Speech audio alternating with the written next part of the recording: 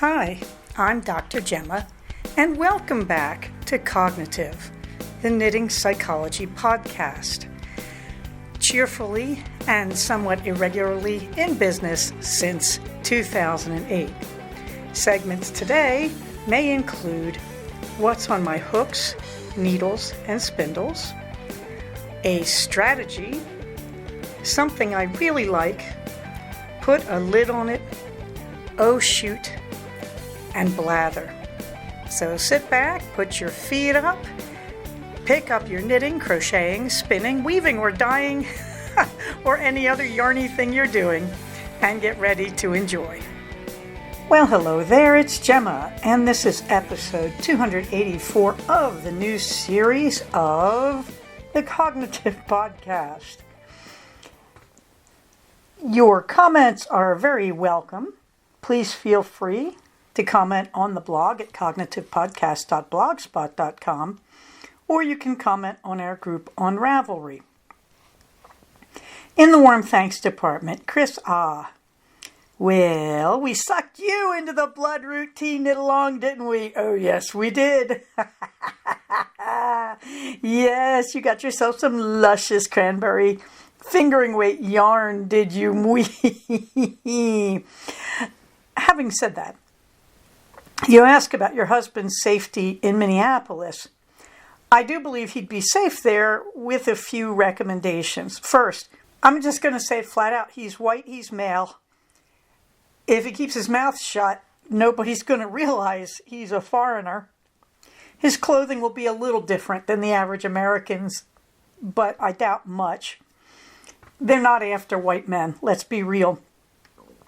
Now they have killed one, let's be honest about that. So my recommendations are, please tell him to stay away from demonstrations, and yes, keep his passport and or visa with him.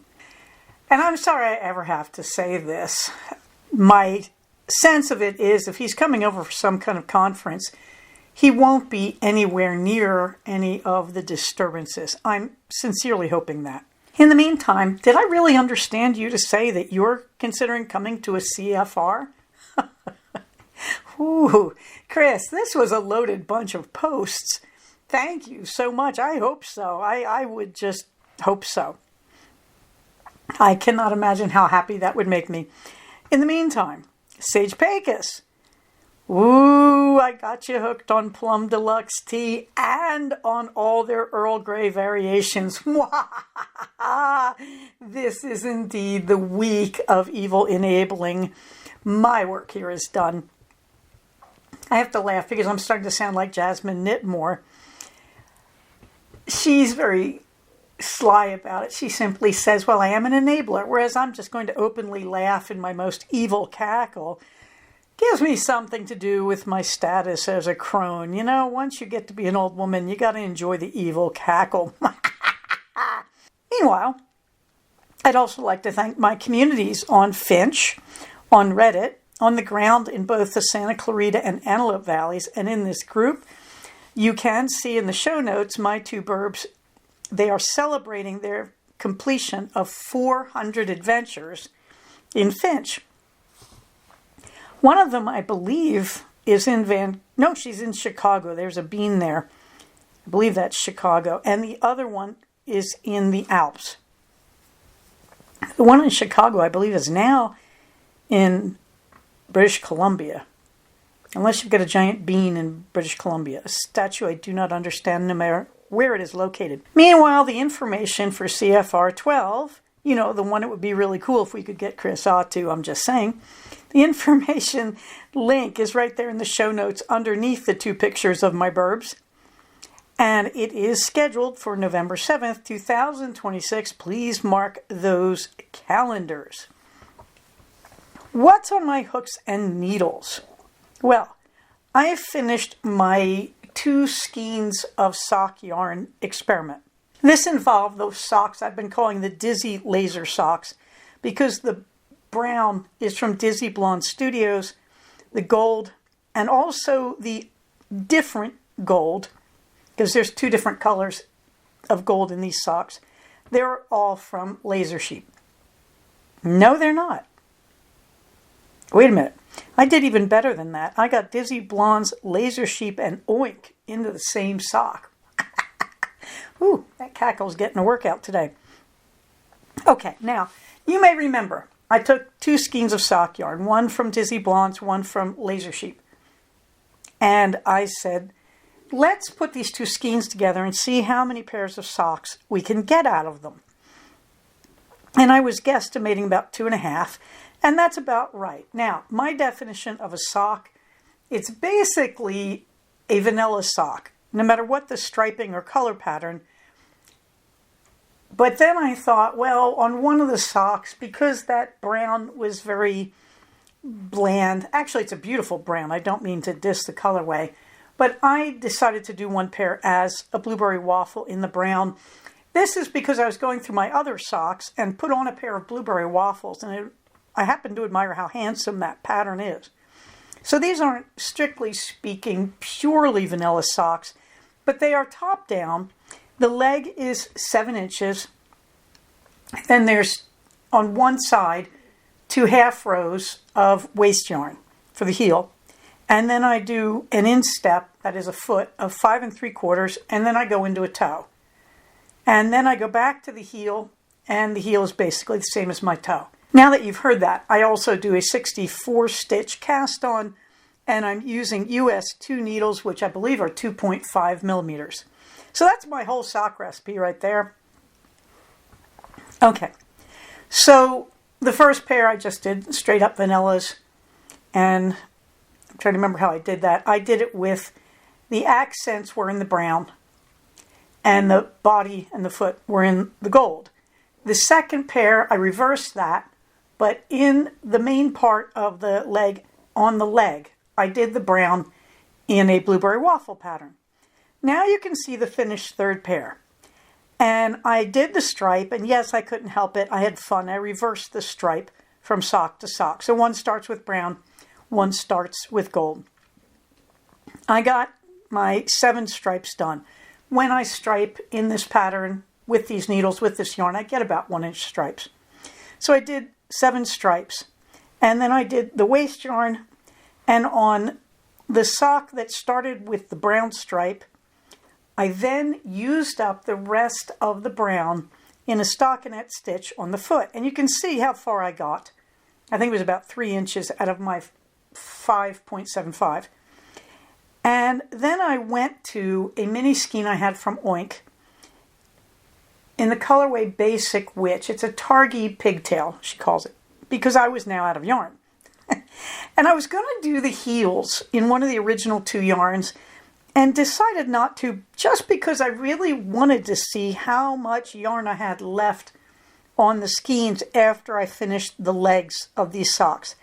So I thought Basic Witch was an incredibly good match.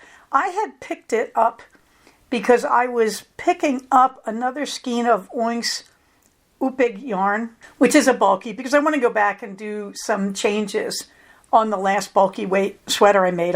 You'll hear about that later.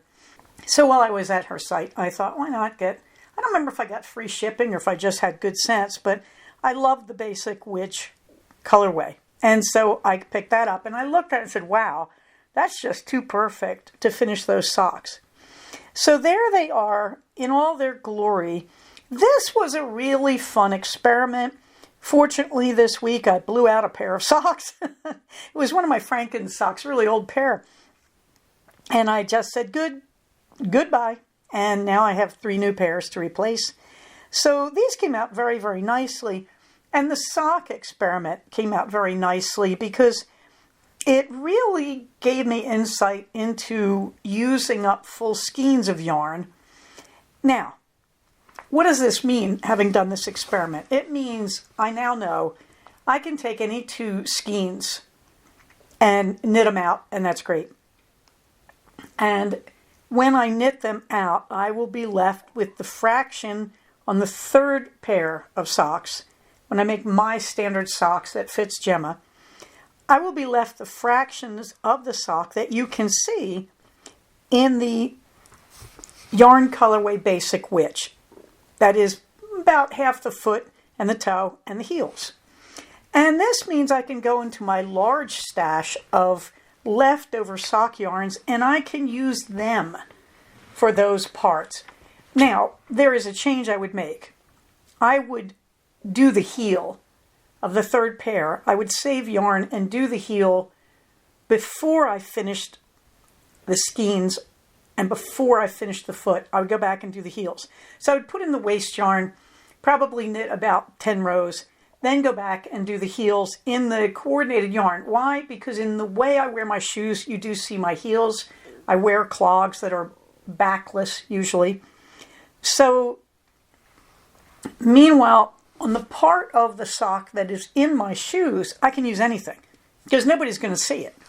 So I can use up any old extra sock yarn I want to use. So that's kind of a formula for using efficiently the sock yarn you have and using up your extras.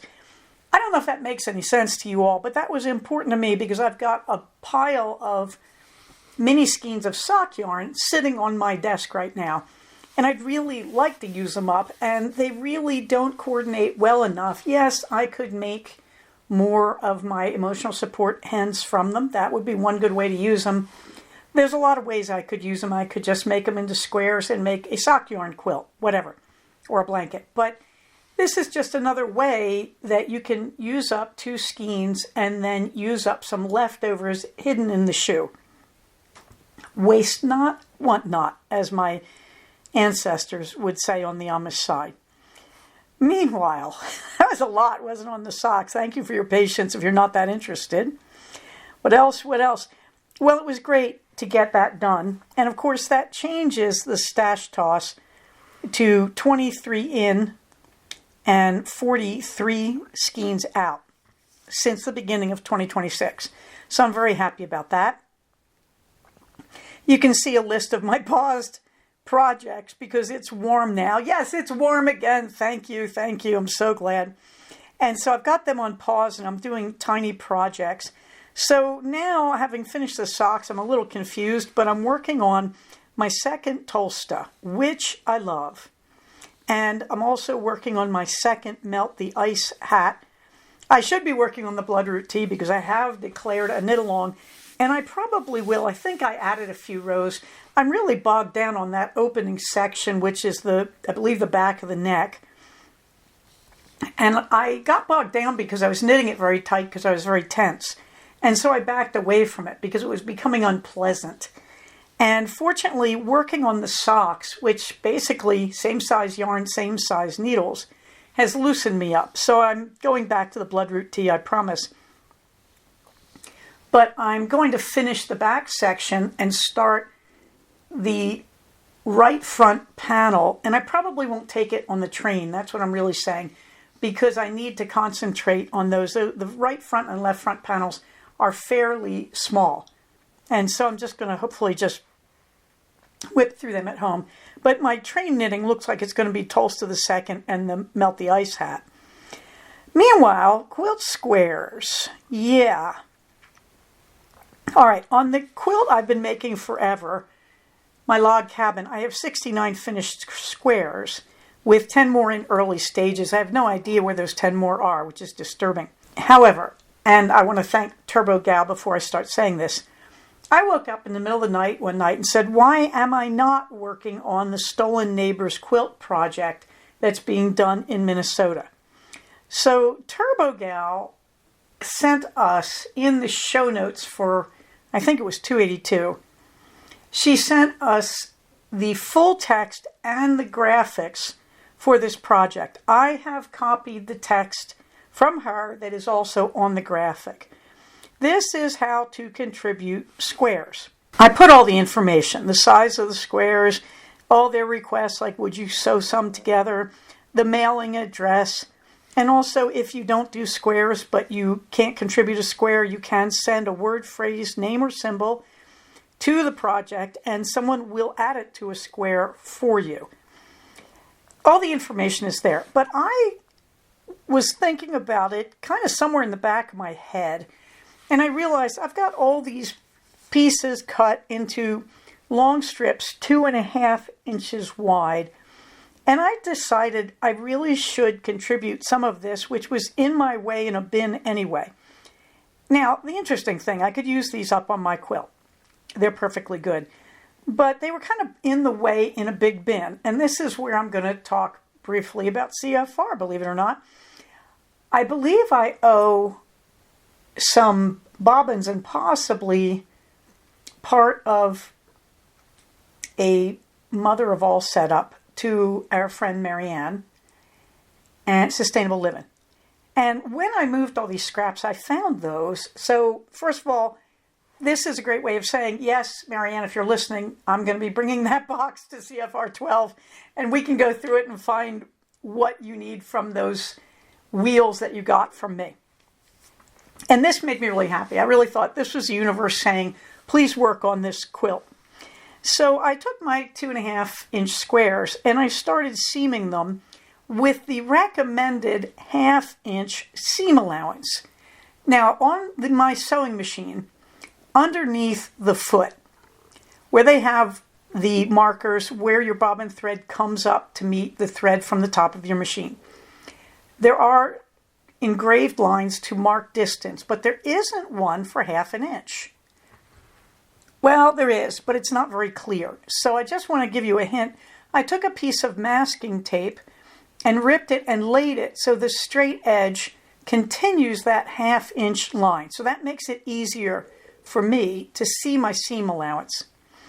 And then I just took out random strips, and you can see there's a picture of my ironing board with my trusty Lendrum and fireplace in the background.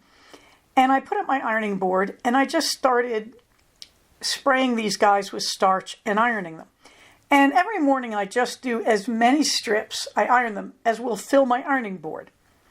And then you can see I just pinned them along one side, and then I did the 1/2-inch seam allowance. I do not do 1/2-inch seam allowances. I traditionally do the smallest allowance I can, usually about 1/4 inch or slightly less. That's because I was trained to sew in Catholic school. We don't waste fabric. I mean, if you're trained to sew by nuns, believe me, you've been trained not to waste. Okay. So I did that, and then I flattened it out and measured it just to make sure I was running true. And of course, these are now 4 inches wide. This is not a good fit. These people want the end point of the squares to be 2 by 2. And they're suggesting you use 3 by 3s with 1/2-inch seam allowances. Now, one thing I learned using the 1/2-inch seam allowance, if you have any slight unevenness in the edges of your strips, this baby eats them up nicely. That you can get your alignment a little off and it really doesn't hurt it very much. So any unevenness in your cutting does get swallowed nicely by this 1/2-inch seam allowance, I'm here to tell you. However, I now have several strips which really are not a good size for what I want to do, but anything can be cut and trimmed. But it made me very happy, and it continues to make me very happy. I've spent about 3 days just sort of, whizzing through this, sewing strips together at their edges. Now, this will not work on my blocks, the 69 blocks I mentioned earlier for my log cabin. I don't care. I have so many strips of fabric, and I want to remind you why. Every time I sew something, I take the leftover fabric, and I always work in cotton or flannel. So if you're in something like a knit, I'm not talking to you. You probably should look at a serger for that. I don't use a serger. I use a very cheap old 1990s white sewing machine. Yeah, they don't even exist anymore. Many of you, if you took sewing in school in the late 90s, early 2000s, you will have sewn on this. It's called the Jeans machine model. And white's now out of business, but that's okay. It's a great machine. I still get it serviced. It really does very little because I am not an ambitious seamstress. All I want out of life is to make simple skirts and such, tunics, nothing big. All right, having said that, by the way, it works really well when I do these little tricks, like putting masking tape and stripping it off. So, I realized I took these guys, I ran them through the white, and I realized my measurements aren't quite where they need to be. And I'm still thinking about it. If it doesn't work, the strips I cut will become a pillow or something, or I will just whip out my handy cutting board and my rotary cutter and trim them down to a size that works. So, I don't know, these initial strips may end up as a bag or a pillow for all I know. But it's been a lot of fun and very interesting to work on this, and it made me realize how deeply easy this whole project is. That they're asking you to cut 3x3 blocks, and it's easy enough. If you have old fabric from sewing projects, you do what I do. Like I said, I typically take my leftovers and cut them into 2.5-inch strips as long as I can make the strips. In other words, I don't cut 2.5 by 2.5. I just cut 2.5 in one direction. That's the width, and as long as the strip will be based on what I've got there. Okay, that's where I got confused. I lost track of that line of logic. Thank you for playing along. It's a lot of stuff I'm trying to get organized in my head as I go here. Thank you for your patience. I'm a little scrambled today. At any rate, here's what I'm really saying. This is an easy thing to do. It's easy to contribute. If you have scraps lying around, I really recommend you do what I'm doing. Play with them. Pull them out and say, I wanted to get rid of these anyway. Anything that you can cut easily into 3x3 squares, go for it. I highly recommend a rotary cutter and a big cutting board. A surface you can't damage when you cut with a rotary cutter. And, there is no lose here. If you make a mistake, okay, take your blocks that you messed up, make them into a pillow, and give them to somebody, donate it to a charity, whatever, make it into a sort of boho-looking purse. You're good. There is no loss, but there is so much gain here. So that's my current project. We'll see how that goes. No spinning this week, so let's get on to a strategy. Well, I have two. One was I totally wrecked myself when I was sitting in the hospital 2 weekends ago now with my husband. I was sitting in a perfectly comfortable chair and my back got squished and compressed, although my socks got finished. And I was in so much pain. I had planned on doing a long drive that weekend, and I'm not going to say where. Hopefully that will manifest later. Well, I couldn't do anything. I couldn't lie down. I couldn't sit up. When we came home from that weekend, as you hear, it'll probably be 3 weekends ago when you hear this. But when we came home, I was in so much pain. I could barely walk. We came home Sunday night. Monday, of course, we took the day off and we ran errands, and I was exhausted. I was wiped out, and I had to drive my husband everywhere to go to follow-up appointments and pick up meds. And so the three of us, son included, who was going back and forth to classes at his college, we all were in the car all day, basically. By Monday night, when I rolled over, I was literally screaming in pain because my lower back was so sore. And I thought, oh, I've pinched a nerve or I've damaged a disc or something. But the good news is I pressed hard on my back, and I realized when I pressed right by my spine, at the base of my spine, almost at my tailbone, I would get relief. And I realized, okay, I've messed up the muscles. This leads to my strategy. I went back to doing my daily yoga stretches.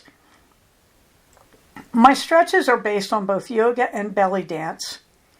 And essentially right now they work like this. I start at the top of my body and I rotate my neck. Then I rotate my shoulders in every possible direction, including forward and back. And then I stretch my arms, rotate my wrists. And then I move my chest in a circular motion. This is belly dance in both directions. And then I move my hips that way. And then I do several belly dance hip moves where you push one hip up and the other down, push one hip forward and the other back, and you keep reversing it. And then you do circles, small circles, and big circles with your hips. And then I stretch my quads. And I stretch my hamstrings. I'm thinking my way through it as I speak. And then I rotate my ankles. Then I get on my hands and knees. And I think this is where it really counted. I do the cat/cow yoga stretch on my hands and knees. So that's what I do in a nutshell. And it takes about 10 minutes. It works my whole body, loosens my spine. It does it in a very female body specific way that yoga is actually invented by men. And so in yoga, you move your body a lot more in a male way. And you may think that doesn't matter. It matters a lot. Men don't tend to move their hips or their upper chests the way women do, because we have different centers of gravity based on our biological sex, based on where the parts are. That's my set of stretches. And I did it that Tuesday morning and was in screaming pain afterwards, like took aspirin, could barely talk to patients. I was in so much pain. And by 4 o'clock, suddenly I felt much, much better. So I thought, okay, I'll give that a try. I will spare you the gruesome details, but by Thursday afternoon, I felt completely normal. Friday morning, no more pain. I rode the train last Sunday, had the pain again, did the stretches, it's gone away.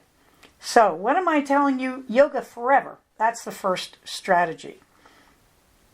That yoga is a really brilliant thing. And if you're anywhere over 30, you should be practicing it. Yes, I've done all the wild stuff. I've stood on my head, which, by the way, does feel really good when you balance that way. But that's about your spine. I'm not going to go into it. I've done all that stuff. What I have learned is, as I age, at a minimum, I want to do it for 10 minutes a day. 10 minutes a day of yoga is better than doing 60 minutes only one day a week. Trust me. All of my yoga teachers have said that, and I believe it. I have proved it these last 2 weeks. So I just do a very basic 10 minutes in the morning. I do it right when I get out of the shower. I put on my bottom layer of clothes, underwear, shirt, leggings, socks, and I do those stretches, and then I put on my overlayers like skirts and sweaters. It matters a whole lot. While I was doing this, I realized how bad my balance had become.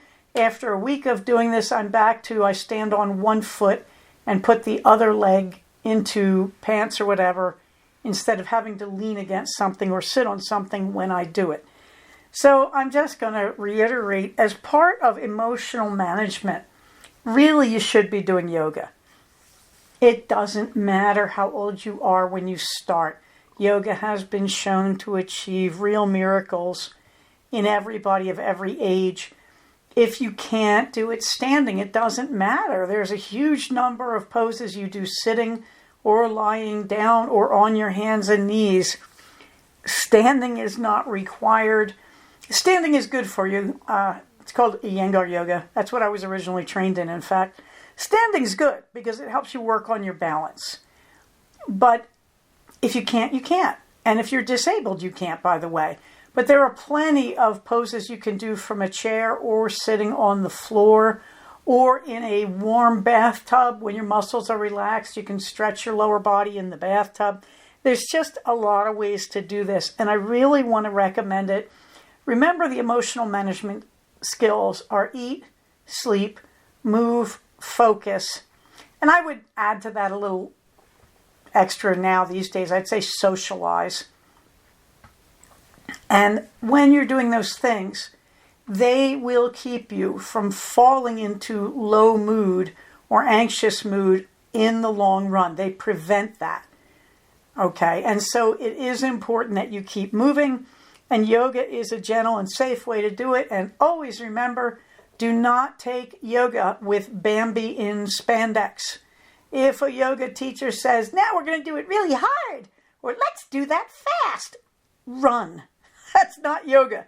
Yoga is very gentle stretching. You never hurt yourself. Shoot, nothing much. I'm taking the e-bike out and biking with it on steep hills with gravel. It's awkward because it's an 80-pound bike, but I'm just really trying to get myself used to it.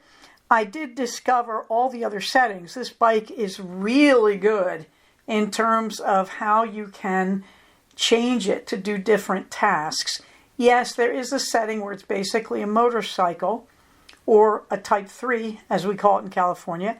Type 3 is illegal in California on anything except roads, the bicycle lane. I don't use it.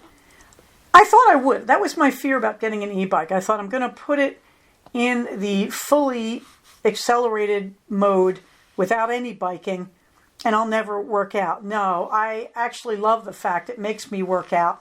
But I have to say, this bike is good on gravelly hills and rough surfaces, but it really is at its best on a paved surface. I've been having a lot of fun with it, but it does take some skills to ride.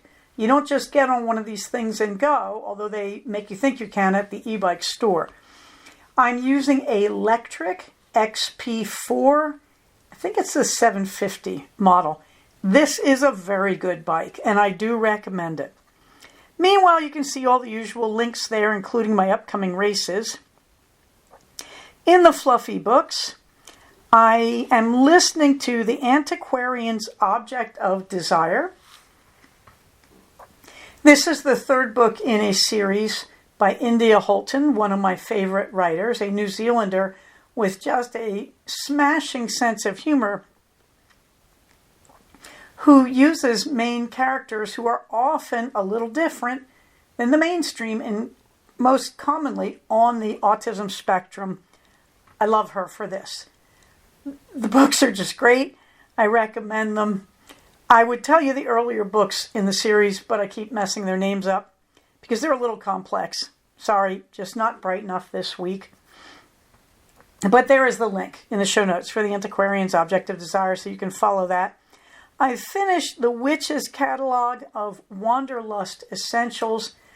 I like this writer, Shara Bloom. I'm not sure how it's pronounced because the spelling's a little different. But again, the link is in the show notes. I like her. She's original. She's interesting. She's doing cozy sort of mystery stories. A little bit of supernatural. We're not drowning in vampires and werewolves, characters whom I find rather tedious. This is very fun. This is the one, she was interested in her first book about racism, and it was kind of in disguise as witches versus everybody else. In Witch's Catalog, I can't put my finger on a theme that way, but she's talking about the people who just can't settle down in what's considered a typical or appropriate life and are kind of living somewhat different, adventurous lives, and how they can make their peace with that. That's about as close as I can come, but I really enjoyed the book. I'm also reading How to Lose a Goblin in 10 Days. This came out of the blue. The writers of all the other books I've liked recently were recommending it. I found it insanely boring, the first half. And then I began to realize she's quietly developing a theme in the background, and I would call it the anti-Tolkien, where she's kind of going back and saying, so, now, it is not Tolkien, and it is not the characters from Tolkien, but the characters are halflings, goblins, there are a few dwarves in the background, and wizards, and an evil Dark Lord. And she's kind of saying, what does it mean when someone as powerful as Gandalf is recruiting hobbits? It's a really good question. So in the second half of the book, you get into what that results in. And I really like that part. I'm liking it more and more as I approach the end. In the beginning, it just isn't very exciting. And the original idea that these two characters hate each other and in 10 days will change, she abandons that mid-novel. The 10 days go by really fast. But it's still worth the read, so I'm working my way. I'm almost at the end of it, and I'm enjoying it. Something I really like, this is somebody on Instagram called Tara June, and it is T as in Thomas, Arajoon. Yes, she's Persian. She shows up in a hijab, but her version of a hijab is wonderful. She just kind of plonks a scarf around herself. Yeah, it seems to be appropriate. And then she clamps it shut with a hair clip. I mean, she's just an older lady being normal, observing her faith, wearing the hijab, but she's just really down to earth, and she gives advice to women, and she is very, very worth listening to. She is very much in favor of the strength of women in appropriate relationships. She is not advocating you are some kind of doormat for a guy to walk on. I'm really glad to hear this because in my culture, I grew up white middle class, basically, suburban. We didn't hear from people in hijabs. We didn't even think about Islamic people, none of that. I mean, I hate to admit this, we didn't even have people of color. I mean, it was so segregated when I was a kid. And we need this education. And Tara June delivers it in this loving, funny, friendly way. And at no time does she advocate that you be simply submissive and tolerant of bad behavior on the part of the male people in your life.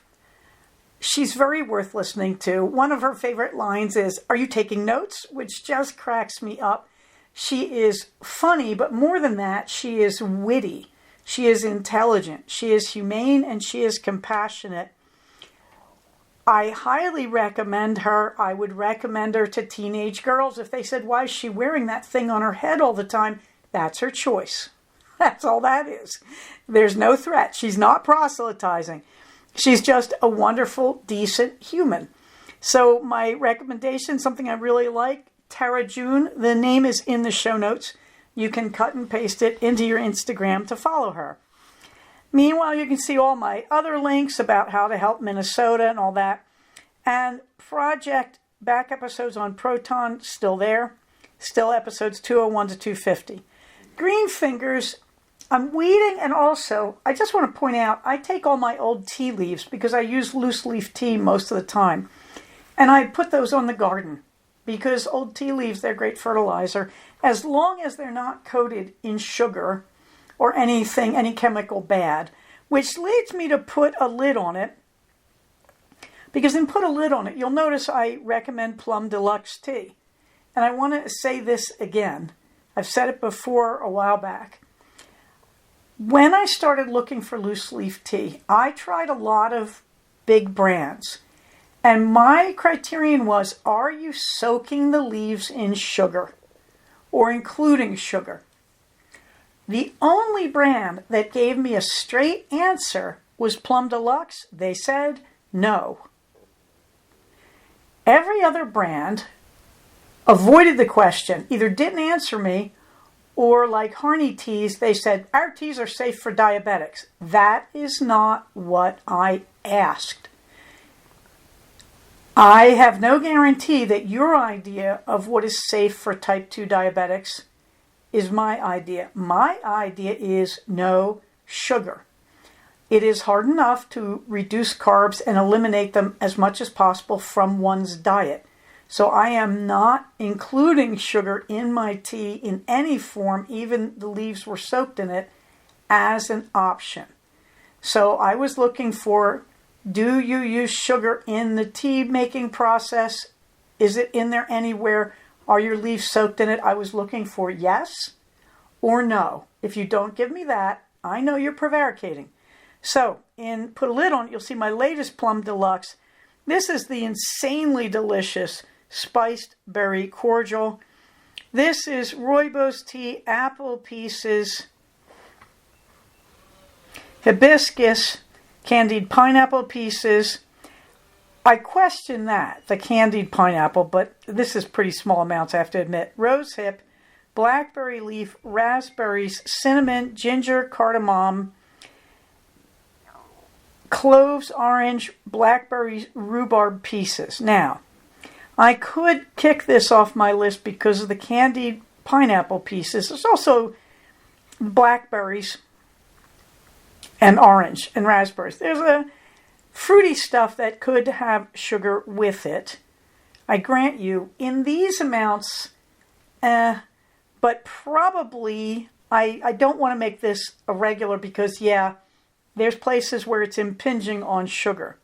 However, I do want to recommend it. It's a great flavor. I just won't be buying it twice because to me, even there, little sugar creeping in. However, I have to tell you, this is a wonderful cup of tea, wonderful aroma, wonderful flavor. It's hovering between a fruity tea and a chai. And I just love that complexity. So this is Spiced Berry Cordial from Plum Deluxe. If you're a diabetic like me, you might give it a pass. I'm in two minds about it, but on the whole, it is a wonderful cup of tea. In the blather, as I mentioned, on Tuesday I began yoga, and that hurt. And I also started going to bed at 8:30 at night. I was so wiped out. On Saturday, I got serious about working on the e-bike. I added mirrors to it, and I did take it out for a ride to test the mirrors. I would recommend, if you get an e-bike, getting rear view mirrors on the handlebars. It makes you feel a lot safer if you're not on a road with a bike lane or if you hear noise behind you. And I also puttered around the house because the house needed some serious small cleaning tasks and puttering. I have to say, the whole week last week I was tired. And that was all the whole hospital trip the weekend before. Saturday I couldn't have gone out if I wanted to. I was so wiped out. On Sunday I said, I just need a recovery day. One of my patients told me they have graphic Moomin shirts at Target. This is a bit of a problem. I love Moomins, but I'm not a big Target fan. So on Sunday, I kind of did the best of both worlds. I went down to the Galleria in Glendale, which is, adult toy store paradise. It's all toys for adults, and by that I don't mean sex toys, kids. But I went down to the Galleria, and I went to Target, and there indeed was the Moomin shirt. And fortunately, I said, but I could get that elsewhere. Yes. And so I do have a link in the show notes where you can get it elsewhere. There is an online Moomin store, and the link is in the show notes. And they just have everything you could possibly want that's Moomin. So you can see a picture of me modeling the shirt in Target, but yes, went to the online. In the meantime, I was really happy because I was in the mall, and so I managed to pick up a few needful things, not, underwear and such, nothing big. Had a good walk, had lunch at my favorite sushi bar, and that's Kura. Kura is not as good as some of the other sushi bars like Starfish down in Los Feliz or Sea Butter. But what I like about Kura is it's just a great stopover lunch in a mall where you go in, it's all automated once you sit down. They bring you things occasionally, but they even have robots that deliver your drinks, frankly. And you get things off the automated menu and off all the conveyor belts. And so I have to admit, I love Kura for that. I love going in, just picking what I want, just being very quiet, reading on my Kindle, and picking what I want, and it's okay. Some of it is excellent, some of it is meh. But there are some pictures of my Kura plates. They had a really nice salmon with a wonderful sauce and little bits of cream cheese on the top, so I put a picture of that in. And you can see they're running a special with Tamaguchi, and that makes it fun too. Their overall specials. I discovered this week they have, if you eat so many plates of sushi, when you finish a plate, you put it in a slot at your table and it counts your plates. If you finish 18 plates, no, I'm not going to do that unless the boys are with me, you get a free little toy. It'll come out of a chute at the top of your menu, believe it or not, and it'll have stickers or a little badge or whatever. Well, I found out this week you can actually buy all that stuff on their automated menu. I really love this place. It's total Japanese kitsch, and I love it. After that, I went down to one of my favorite Starbucks, which is halfway between the train station and the mall. And I sat down and had a cup of tea because Starbucks CEO, who I'm not real fond of, he's basically reduced Starbucks. It used to encourage the coffee house environment. He remodeled them with fewer tables and chairs and very tiny tables. He's really discouraging the coffee house environment. They did this way back in the 90s, and then in the 2000s they decided they needed to be your local coffee house. Now they're discouraging it again. That's because they make more money on the drive-through window, let's face it. They can do service faster. I don't like that, but I happen to like this Starbucks because it's got a big bar along the wall, so there's plenty of space to sit. And frankly, their CEO was advertising how you should be great with a $9 coffee. Well, yeah, coffee prices are going up. That's what's hidden in that statement due to environmental change and climate destruction. Tea, however, seems to be doing just fine. So I'm drinking my London fog lattes and sitting there and knitting and just relaxing. So it was a great Sunday. Meanwhile, you can see all the usual links that I like about ICE and LGBTQIA plus lifelines and the resources I use. I know some are outdated, I need to go back. And my calendar for running. Minerva gets the last word. Minerva would like you to know that Sunday is Mother's Day. And she wants you to know that Sunday is National Stay in Bed Crocheting or Knitting Day. She even put a meme that she found about this, which says, "I just made it up, tell the others." That's a lie. That's a complete lie. That's to get the guys to scroll past it. The reality is, Sunday is Mother's Day, and that is national. We get to stay in bed, whether we're mothers, whether we're daughters, or sons. Well, no, sorry, it's Mother's Day. The point is, however you're a girl, I don't want to start discriminating here. You get to stay in bed on Sunday. It's your day. When people say I'm a dog mom or I'm a cat mom, you bet you are. Whatever it takes. But I think what Minerva wants us all to know, that Minerva, who is neutered and will not be having kittens and who got dumped by her mother, I got her at a shelter when she was far too young to be adopted. She wants you to know that she's lying on that bed celebrating Mother's Day anyway. And that's what I wish for all my listeners. If I have guy listeners out there, you get Father's Day. I'm not discriminating. Calm down. Okay? Please enjoy your Mother's Day. Minerva says, stay in bed and celebrate the great universal maternal in this state of being. Having said that, I want you to know Minerva says that because she wants us to be communally lying in bed on Sunday. That, of course, lets her do it. As you can see, she enjoys it. And that's because we are a community. And when we work for the good of the community, we are working for the good of the individual. Having said all that, everybody stay safe, take care of each other, and I will talk to you soon. Bye-bye. So we have come to the end of another episode of Cognitive.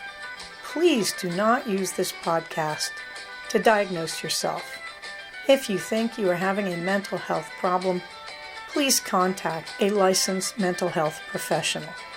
Show notes for these episodes can be found at cognitivepodcast, all one word, .blogspot.com. Episodes can be found at iTunes under the name Cognitive Podcast, but also can be found posted next to the show notes on the Blogspot page. Thank you so much for listening. Everybody stay safe, take care of each other, and I'll talk to you soon. Bye-bye.